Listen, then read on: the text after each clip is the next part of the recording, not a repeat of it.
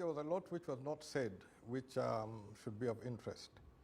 Firstly, this is the fourth year of a 5-year term, and therefore would have expected that you come into this one saying that we went to the elections of 2021 with the following agenda items, and this is where we've reached, this is what we've achieved, and we're on the final tail before we go to the 2026 election. But there was a lot more of history and other aspects which I don't think really should have fallen within the state of the nation. And then on the question of corruption, I don't share that view, because corruption is a cancer. And if you let a cancer continue unabated, there's no talk about amnesty or the like, cancer will destroy the host. So it has to be dealt with, and it has to be dealt with effectively and urgently. I mean, when we do have patients with cancer, the interventions are as radical as the disease. So if we acknowledge that there's corruption, that he has proof, he must act. It's not something which we should take for granted. But to that, in his defense, he says, then who will we work with? He seems to be suggesting that everybody is caught up by the cancer.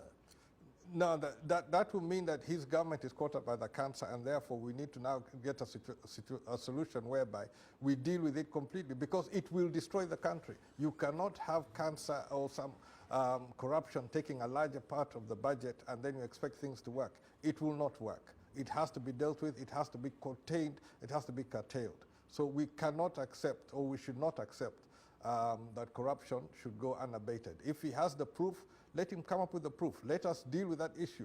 And even in question of amnesty, you don't deal with amnesty until you have dealt with the issue of proof. So let him come up with that one, deal with it, and then we'll see thereafter how we're going to deal with it.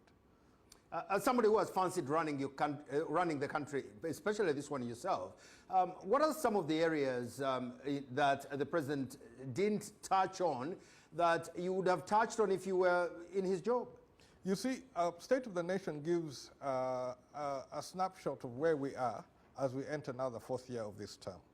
So we all go into election with our manifesto, we go with what we intend to achieve, and that was completely lacking in this statement. I mean, in this State of the Nation, it did not touch on many of those aspects. There's one aspect which really irked me personally, and that is a question that's saying that on the newspaper, which was shown as a clip, that on the 6th of June 1963, we lost the chance of having a federation.